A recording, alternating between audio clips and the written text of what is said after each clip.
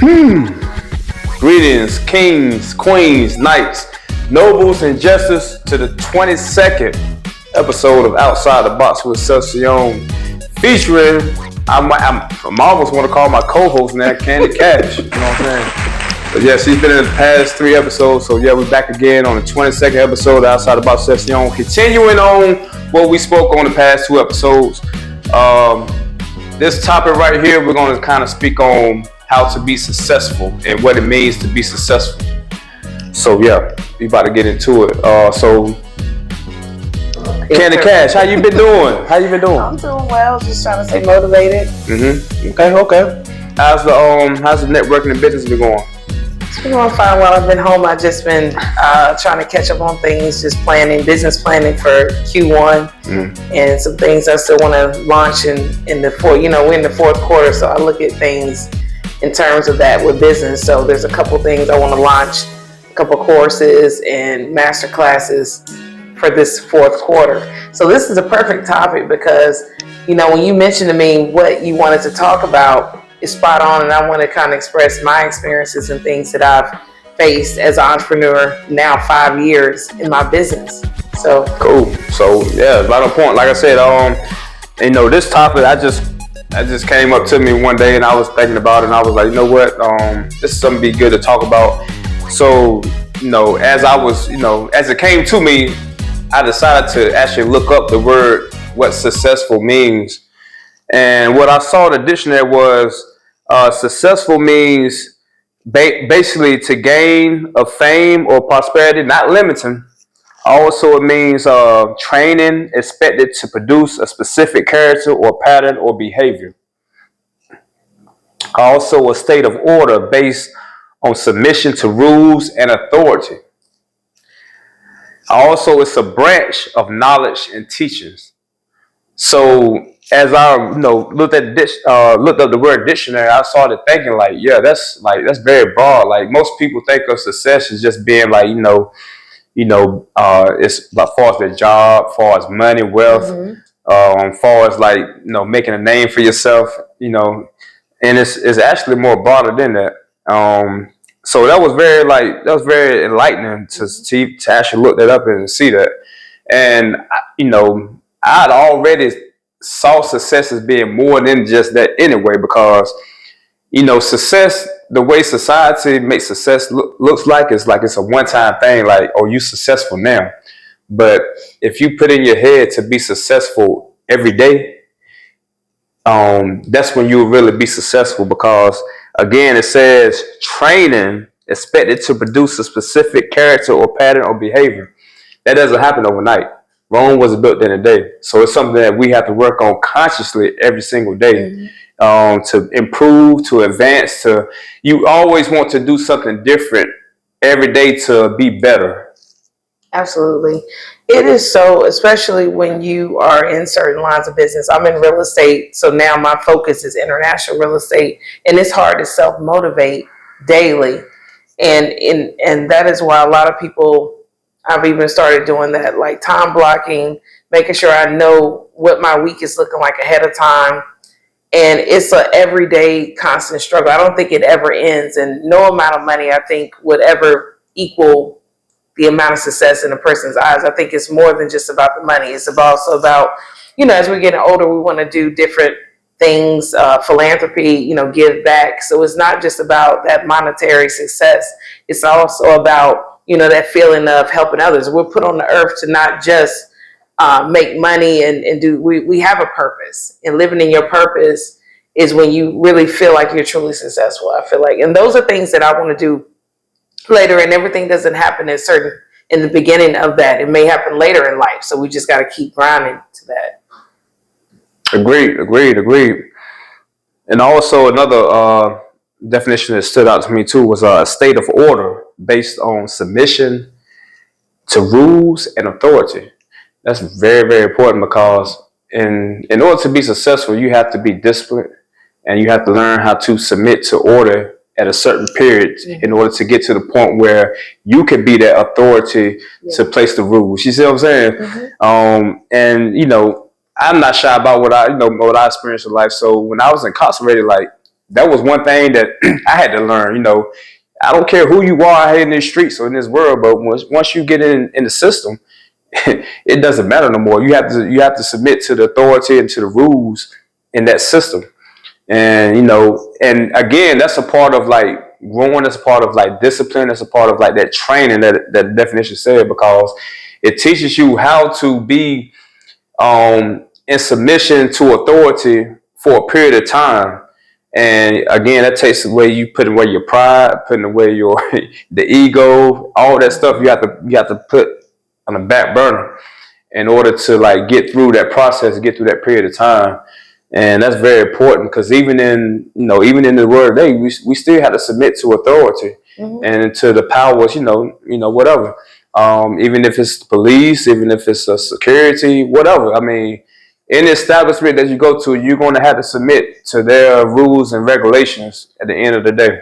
I think that's very important that you touched on that in a different light, because I feel like anything that you experience, like I've worked in different industries. I've come from timeshare. I've taught school when I first graduated undergrad. I was in retail, and it does teach you anything you do in life is like a training ground for the next level. So in order to be able to self-discipline, you have to be able to take criticism and also be able to be submissive. And that is something, especially depending on your personality type. I consider myself an alpha woman. I'm so independent, and it's hard for me to be submissive in that way, but everybody at some point in their time has to be submissive in order for you to grow. Like, you have to be able to submit to your higher power, submit to your parents, submit to, in situations when I worked in the Caribbean, my first taste, before I set up my business internationally, I worked in Jamaica in timeshare. And, the boss that I had, there were things sometimes that I didn't like that he said, that we weren't governed by the same human resource type rules that we have in the States.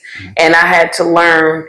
I mean, sometimes I was very outspoken, but for the most part, and I even told some of my coworkers, we have to learn how to pick our battles. And that's something, as I got older as a woman, everything you're not going to argue about, you're not always going to just give the rah-rah. As you get older, you learn how to pick your battles. Right, that's right on.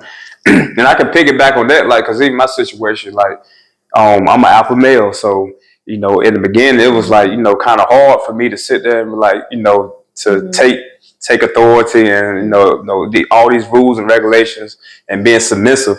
But at the end of the day, it also taught me too, because I went through that stage, and then I ended up, while I was in prison, being a leader, and that it was like it molded me to being a leader, because I can relate, you know what I'm saying? And that's the whole part of like learning how to submit and learn the rules and regulations, because now when you become a leader, when you become a boss, you can relate, you can have understanding, be like, okay, so you might can do it a little different, or you might have more compassion, have more grace, you know what I'm saying? That's why they said the best bosses are made. Not everybody's a boss is not a leader. Right. So those are things that even,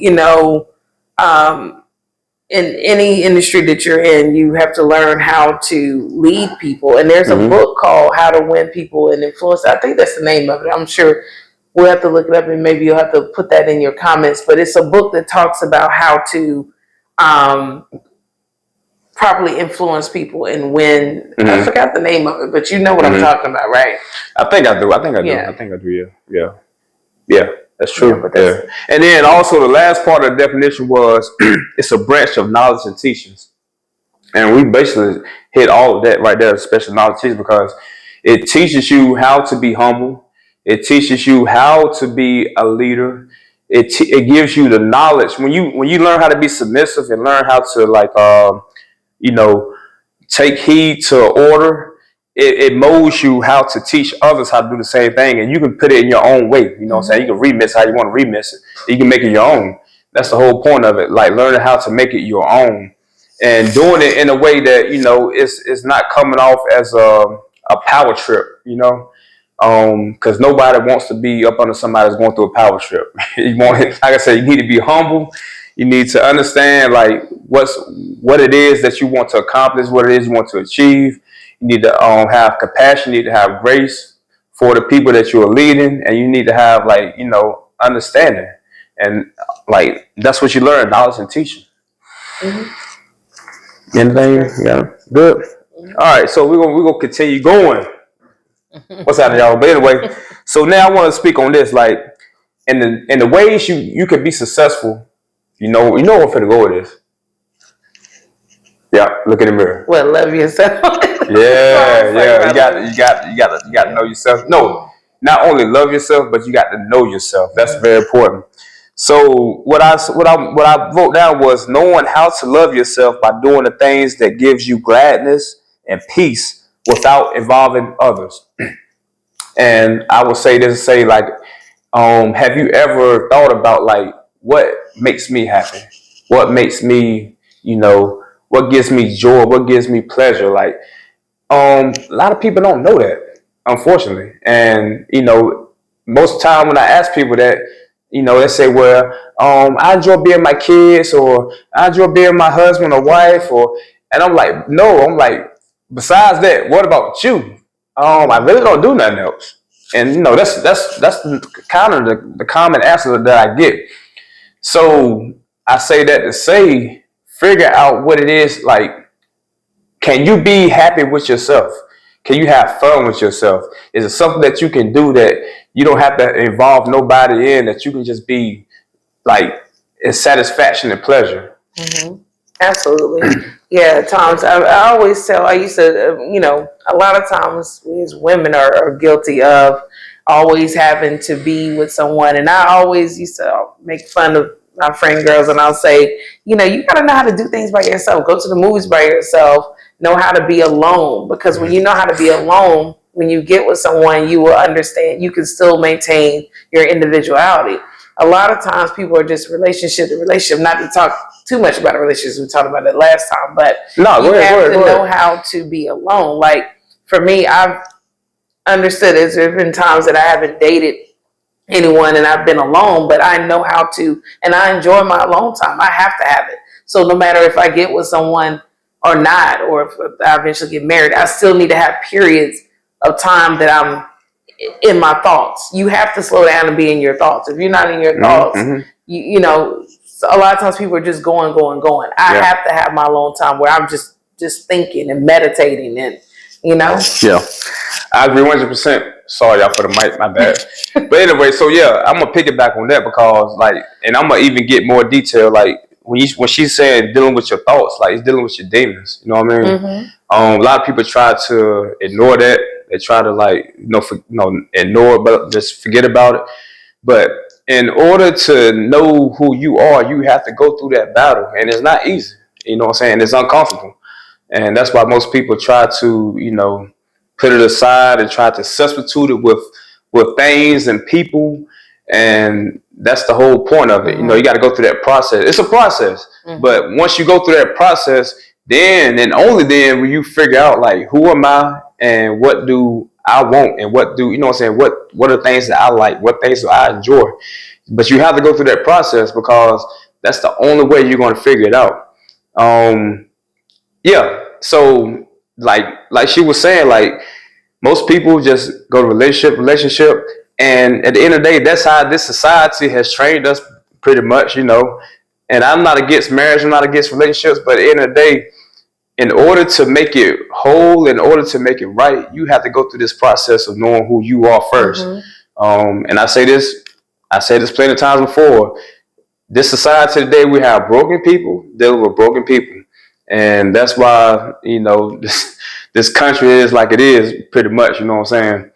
That's why, divorce rate is like it is. That's why it's like, that's why you have this independent movement with women. That's why you have this, boys that's supposed to be men. Like it go both ways, you know what I'm saying? But that's the reason, because people haven't took the time to deal with themselves. It's important to deal with yourself. Go through this isolation process, just go through it and deal with yourself, deal with your demons.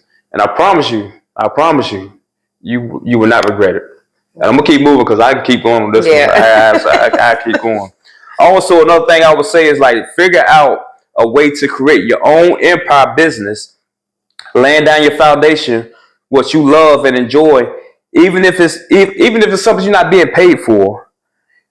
and that's important because and I think we touched base a little bit on it with you last episode, like with what you do, like could you see yourself doing that even if you wasn't getting paid to do it? Right. So just one thing that was said when I worked in timeshare, I'll never forget one of my sales managers had told me that, the money is a byproduct, because when you work commission based, basically when you work in any type of like sales, a lot of times it's commission based, unless you are in a different type of role, consulting or whatever. But if you are in like timeshare, you get paid after the sale. A lot of times in real estate as well. So you have to be able to be okay with the money being a byproduct.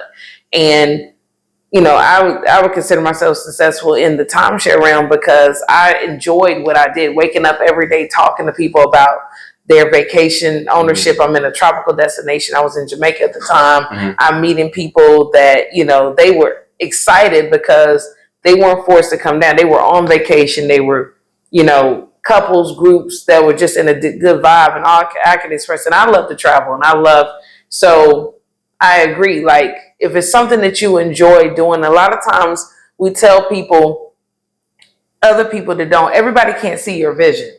And so I've learned a long time ago, don't tell everybody what you're doing. Don't tell people what your dreams are, because your dreams, especially other generations, people look at it like, well, what is that? But you have to know what you want to do and trust God, and just be, even if you have to do other types of jobs or whatever you have to do in order for income, it still doesn't mean you let your dream die. That's one thing I always tell, I'll talk about not letting my dream die.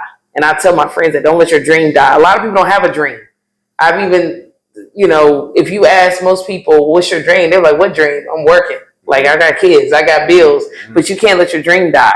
If you're going to work that 9 to 5, from 5 to 9, you need to work on your dream. True. And I got to piggyback on this. Yeah. So, like, no, for real. But, like, what you said was, like, key on, because what she said is, like, don't allow people, even your family, even whomever, don't allow them to destroy or kill your dreams, because at the end of the day, this is your life. You know what I'm saying? And you are here for a purpose, and your purpose is not everybody else's purposes. Right. They might not see it. And I give you this example. Think of most people that are successful today. Like, when I say successful, I mean people that we see on TV that are famous, people that, these millionaires, billionaires. If you hear their story, they will tell you the same thing. When they first started what they was going to do, people looked at them like, oh, no, you can't do that, or blah, blah, blah. 9 times out of 10, that was their story. But you know what they did? They continued doing what they felt was in them, and they continued doing it, and look where they at now. And then there's people that probably put them down. They probably like, can I hold something, or can you help me get on? Whatever. Yeah. But what I'm saying is, so, like, just do you. Like, don't worry about what people say. Like I said, we're in an era now where, we pretty much can do what we want, when we want, how we want, and the scrutiny is not as bad as it was back in the day. You know what I'm saying? So this is the perfect time to live your life and be who you are and do your purpose in this life. Again, we all have a purpose, and everybody's not going to see your purpose.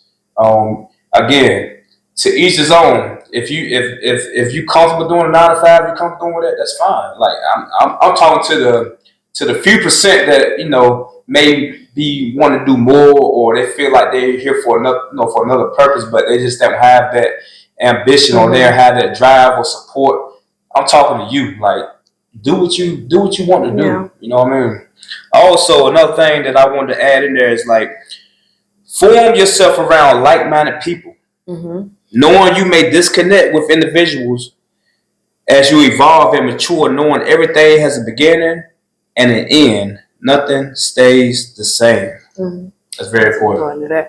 Yeah, definitely. Oh, that's right on what I was thinking next, in terms of, it's so important, especially when you grow up, we're in small towns, and it's important for you to kind of expand your environment. If you can't do that yet, read, reading takes you places that if you can't go physically, you're there mentally. So I always was an avid reader since I was a little girl. I would hide books in the bed. Like I love to read. Even before I started traveling and going to places internationally, my mind was going there. So the more that you read, and that's why anyone who has kids, or if you are a younger, that is where you still, that's when you can imagine it. But a lot of times when we're in our immediate environment, we can't see outside the box, like what you're talking about, thinking outside. Yeah, see. Right. So the thing about it, when you're talking about different things, when you can experience it in your mind, but then physically experience it, your vibe is different. There's a saying that says your vibe will attract your tribe, right? Mm-hmm. That's very true.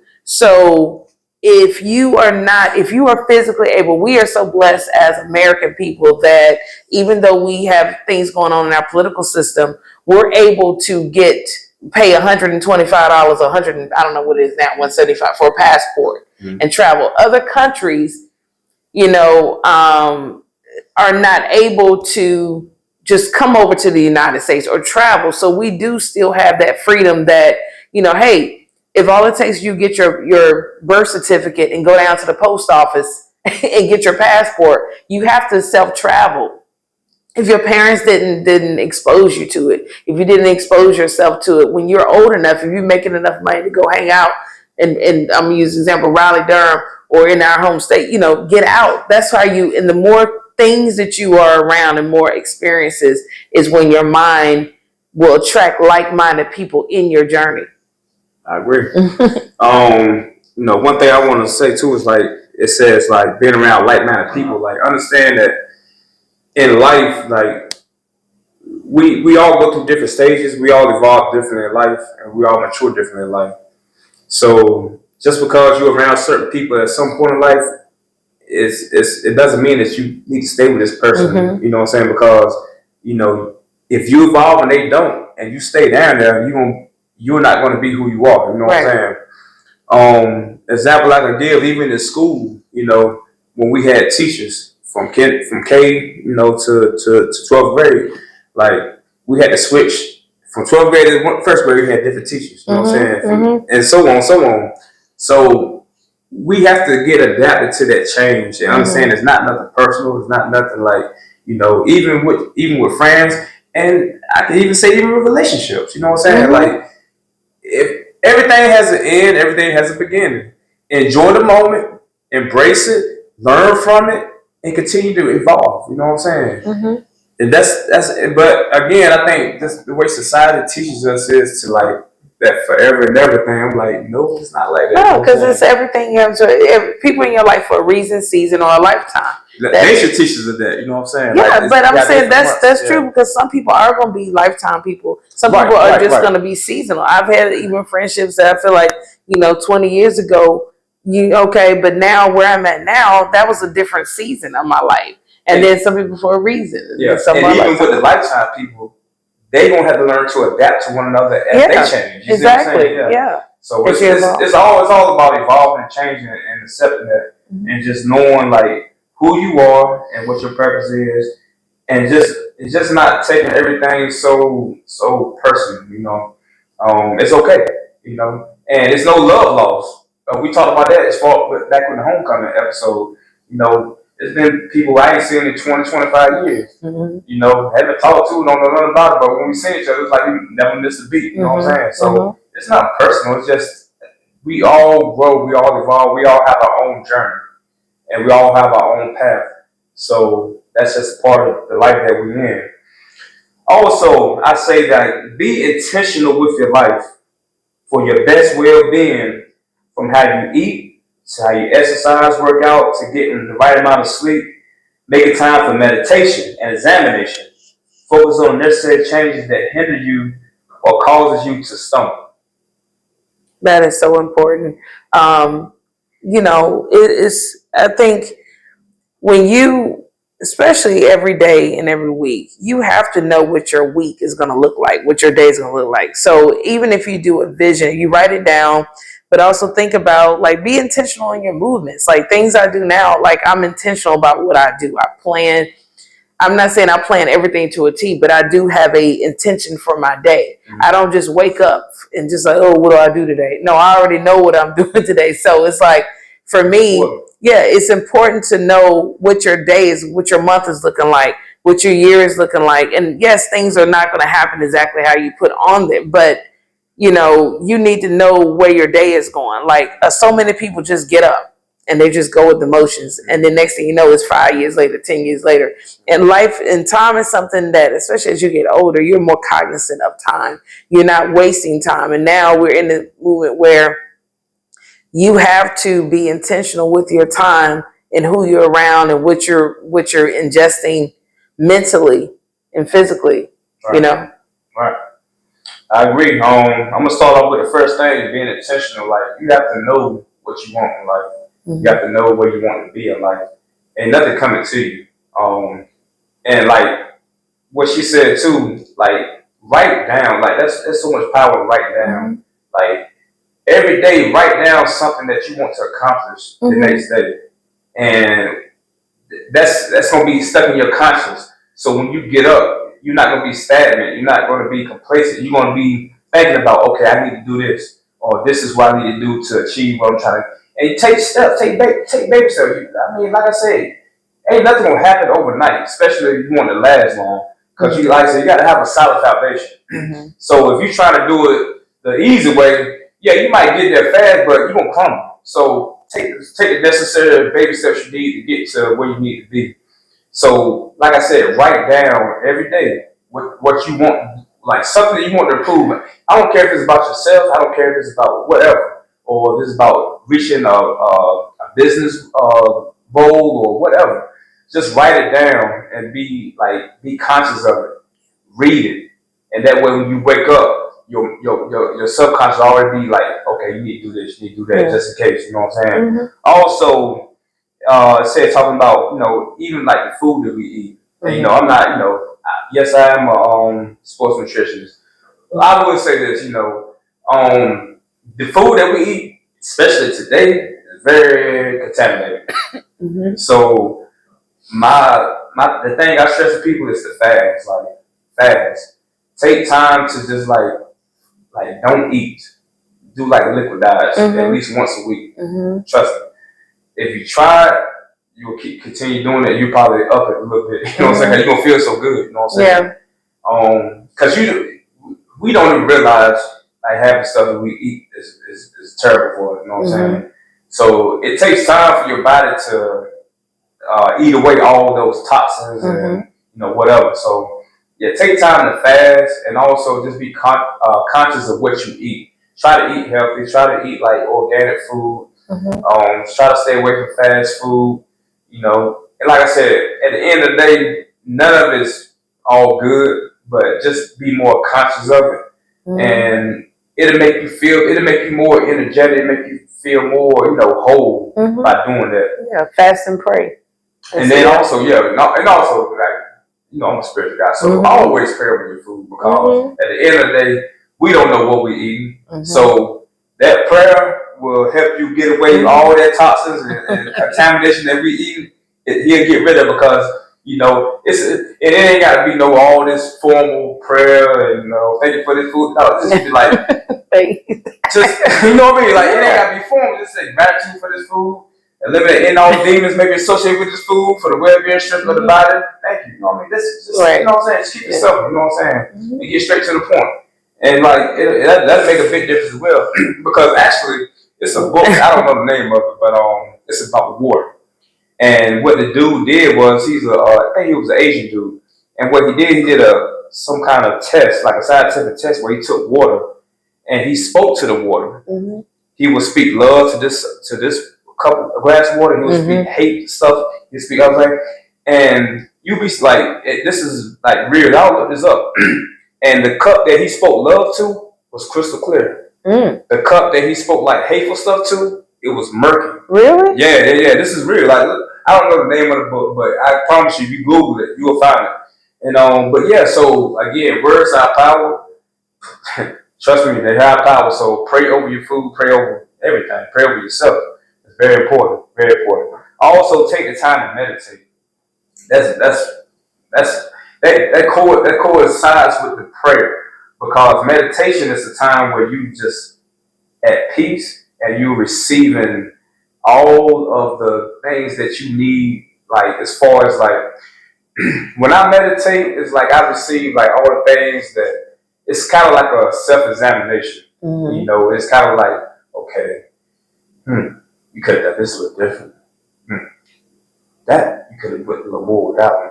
You see what I'm saying? Like it's like I'm talking to myself, but it's like that's what meditation is. Like it ain't just sitting there kumbaya and all that shit. It's more like it's just more like you examining, like get like hearing yourself telling you the necessary things. You know what I'm saying? Your higher self, anyway. You know what I'm saying? It's not yourself, it's your higher self. And you'd be surprised, like just taking that time, 10, 15, 10 minutes. You know what I'm saying? 10 minutes a day. And the best time is when you wake up. Right. So, like, say if you have to be at work at 7 o'clock and you get up at 6 o'clock, wake up an extra 15 minutes and just meditate. You know what I'm saying? Just meditate. And just, you'll be like I'm telling you this stuff, but at least until you actually do it, you will see the benefits that I'm telling you right now, because there's so much benefits in all this I'm telling you.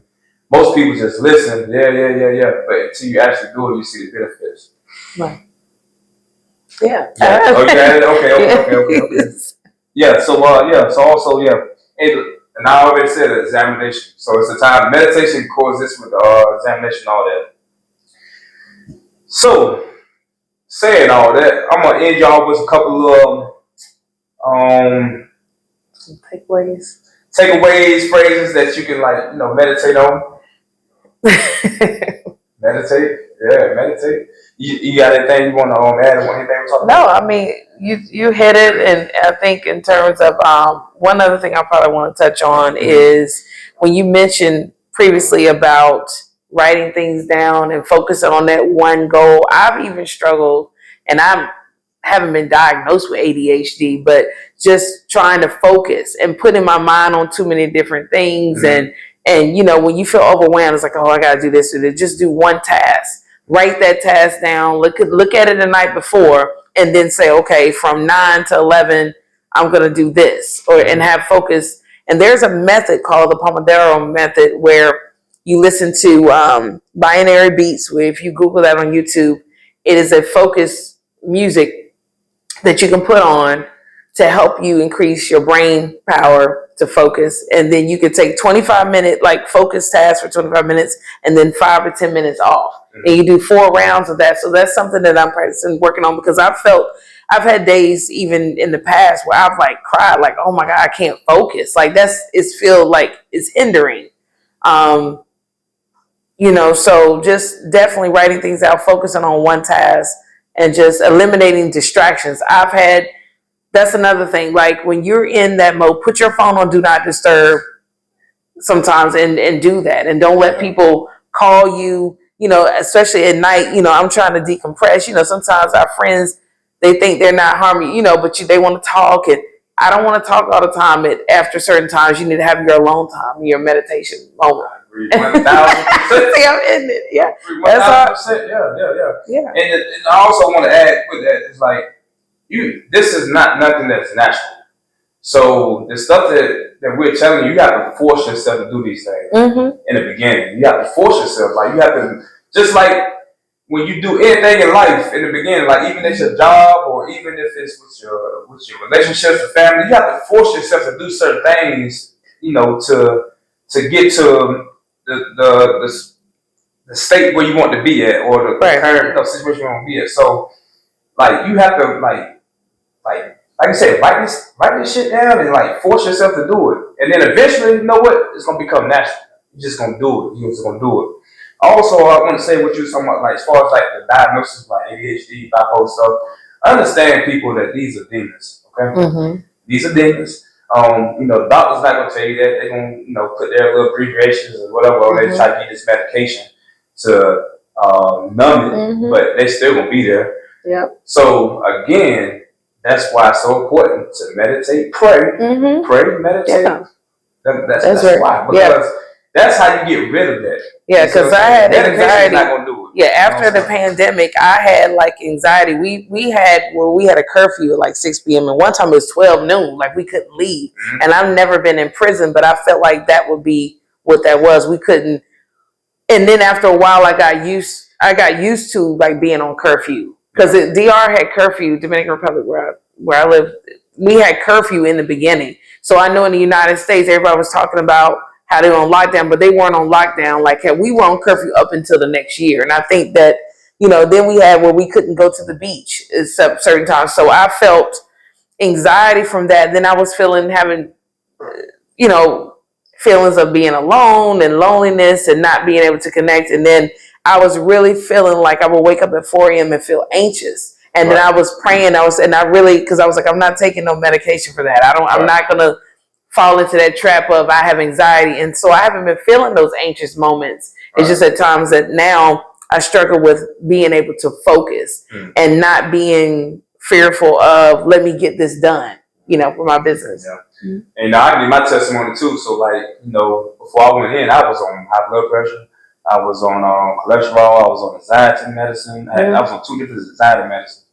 And when I got in there and started dealing with myself, doing my prayer and meditation, really getting in, really doing it the right way again.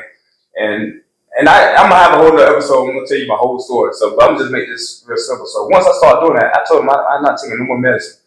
They kind of they want to write me off. Like, well, if you just want to give up, then that's on you. Blah blah. Mm-hmm. I said I ain't worried about it. I know I'm good, but you're not gonna understand. Like, I know I'm good. It's just I know the reason why I had all these symptoms. You know what I'm saying? So anyway, long story short, I stopped, and even when I was getting my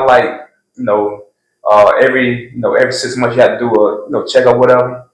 Everything was level. Everything was perfect. And they was like, "You still taking medicine?" I'm like, "No." They were like, "What?" I'm like, "Yeah." I'm like, because I'm at peace. I dealt with my demons. Like, I'm telling you, like all this, and all to the medical field people. I'm sorry, but I'm just telling the truth. Like, that shit is sorcery. It's witchcraft. Like, it numbs it. It's not gonna get rid of it. Right. It's a way to keep you in the system, to keep you coming back, buying them pills and all that stuff. Mm-hmm. But until you deal with yourself and deal with them demons, it's gonna stay there. Mm-hmm. I'm a living testimony of this. I've been 8 years without taking nothing, and my shit is good. And not self-medicating with drugs and alcohol too. It's okay to indulge, but not.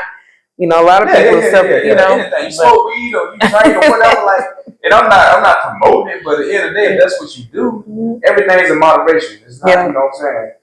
Yeah. So anything else you want to add? No. All right. So I'm gonna lead off with a couple of words real quick, and then we're gonna get up out of here on the 22nd episode outside the box with Seth, Siyon. So first off, anything that knows you is teaching you patience. Understand that. Anything that knows you is teaching you patience. And I get annoyed all the time. I still do get annoyed. Well, it was worse before, but I still do get annoyed, but I still remember how to have that patience to be like, this is working on me to be patient. Because we all gonna get annoyed, we all gonna get frustrated. What about you? Oh, no.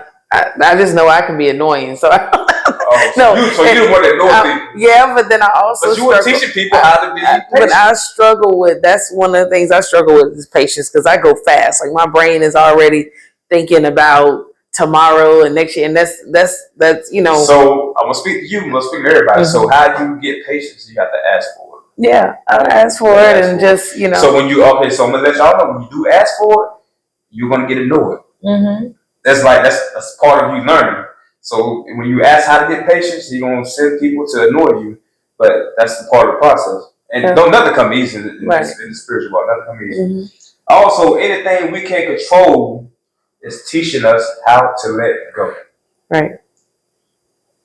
A lot of things that we experience in life, we have no control over. Mm-hmm. But we have to understand that if we harbor it, then it's gonna only it's kind of like you drinking poison, expecting it to go away. That don't make sense, right? So again, we go through situations in life. If we harbor it, we're killing ourselves because we have no control over it. Mm-hmm. I just tell, I think I put this on my Instagram that day. I was like, we all go through problems. We have to figure out the solution. Mm-hmm. You know what I'm saying? But just sitting there having self-pity or being angry or, being frustrated, that's not going to help what's going on. Right. So find a solution Mm-hmm. and go from there. Let it go. You have the control over it. Right. Also, anything that angers you is teaching you forgiveness and compassion. Mm-hmm. That kind of goes with the first one said, the patience. Yeah. So again, people are going to say things. People are going to do things that are going to hurt your feelings. That's going to make you angry. That's going to make you probably want to fight. And this is one of my things. But yeah, you got to learn how to and I'm gonna throw this word in there too because I think it's very important. It's having grace. You know what I'm saying? Again, these people are being used to help you. Mm-hmm. That's how I look at it. You know what I'm saying? So if somebody comes and makes me upset, makes me angry, or might hurt my feelings, I'm like, okay, this is trying to teach me how to forgive and have compassion. They probably don't know what they're doing. They're being used for that. Mm-hmm. So yeah, you just gotta learn how to. And forgiveness, I gotta get into this.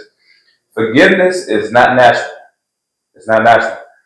You have to actually look in the mirror and say, I forgive whomever or whatever. And also, it starts with yourself. Forgive yourself. Mm-hmm. That's very important. A lot of people have resentment towards themselves over their past or things they've done or the way they grew up or what they did. Forgive. First of all, forgive yourself. That's the first step. Then once and okay, I'm gonna tell you how you do this. So you have to actually look in the mirror, look at yourself, say I forgive you for whatever. Say this 7 times in the mirror. Look at yourself in the mirror. Say it 7 times until you actually forgive yourself. Mm-hmm. The same process goes with somebody else that has angered you or somebody that you can't stand or then hurt your feelings. Look in the mirror and tell yourself, I forgive this such and such. I forgive such and such. You have to force yourself to do this. Forgiveness is not natural. So what happens is people are like, I forgive them, but they don't. Right. You see what I'm saying? Like, no, I let it go. No, but you don't. You know what I'm saying? You have to force it. Forgiveness again is that poison that where you drink and expect somebody else to die. Mm-hmm. That's not gonna happen. You killing yourself. Forgiveness is very, very important. They speak about that in a lot of different literature, religious literature. Not even just Christian, but from Muslim to Hinduism to Buddhism to Jewish. That's every literature. Forgiveness is very, very important. You have to forgive in order to prosper, in order to be healthy. Mm-hmm. Also, anything that you hate is teaching you unconditional love. Anything you hate to you. So whatever that you, and no, I don't really like to use the word hate, because that's a very, powerful word to say. Mm-hmm. But anything that you dislike a lot, I say it like that, is teaching you how to have unconditional love, meaning that, you might not like nobody, you might not can't stand this person, they just, you gotta love that person. Mm-hmm. I mean, that's just the law. You gotta love that person. And how you do that, all the things that we talked about before, you know what I'm saying? It starts with yourself. You know what I'm saying? You got to, first of all, forgive yourself, you got to love yourself. And then, like I said, that will come later on, you know what I'm saying? Then you will learn how to love others and give them grace the same way you gave yourself grace and compassion and patience. So again, this is all going back to yourself. And anything that has power over you is teaching you how to take your power back. Absolutely. Yeah, that's a relationship conversation, but yeah. Oh, no, go ahead. Yeah, we go right. But basically, yeah, anything that's spot on. So, yeah. I agree. So what she wants to say is basically if anybody has power over you and you feel that the power is not genuine, but more of self-ambition or self-needs and self-wants, then that is teaching you how to get your power back. Until you learn how to say, you know what, fuck you. Yeah. Or whatever. You got to. We have to have the power, especially we have to be able to, and that's something, and not be afraid to You have to take your power back. You have to take your power back. Mm-hmm. And that goes both ways, you know what I'm saying? So always remember that. Anything you fear is teaching you courage to overcome your fear. And I think she spoke with this earlier as far as living your dreams or living your purpose, doing what you want to do in life. A lot of people fear to do that because they're scared of the scrutiny or the feedback that they're gonna get, or what somebody gonna think, or people gonna think they're crazy. Or fear next level. Fear is a topic that is so much that goes in that. But yeah, definitely. Right. That's all you got to say on that? Mm-hmm. Yeah. Okay. All right. Appreciate y'all. 22nd episode of Outside the Box with Siyon. Que pasa, mi gente? And Candy Cash. Y gracias por el pollo. Y Candy Cash. ¿Está bien? Yeah, so, nuevamente, amiguente, gracias por sumarse también. Mi gente. That's what I said, right? Oh, did I say that? Let's say. Mi gente. I think she called me on that last time. Mm-hmm. Alright, so I got my Spanish. Mm-hmm. Alright. Anyways, yeah, so love yourself, take care of yourself. Also fast. Exercise, don't take but 15 minutes a day. Go out in nature, walk barefoot, hug a tree. Just be one with nature. Sun gaze, moon gaze, dance. Enjoy your life. Have a good time. I always end my podcast like that. That's how we do it. Any last remarks you want to shout out any of your business or your future? No, you just find me on Instagram. I am Candy Cash.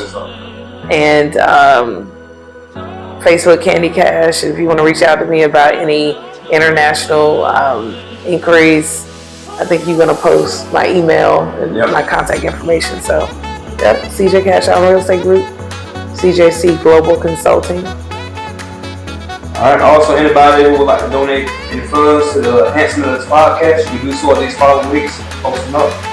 And also, gratitude for anyone who does donate to this podcast. Also, make sure if you haven't subscribed, make sure you hit that subscribe button, like, share, and also comment. I would love everybody's feedback, and I will respond. And I'm also start doing live videos, so make sure you subscribe so that way when I do my lives, it'll be a notification that I'm doing a live. And I just want to connect with the audience. You know what I'm saying? Mm-hmm. Have real time conversation. You know what I'm saying? So, that's what's going down. Mm-hmm. Again, appreciate everybody. Gratitude, love, peace.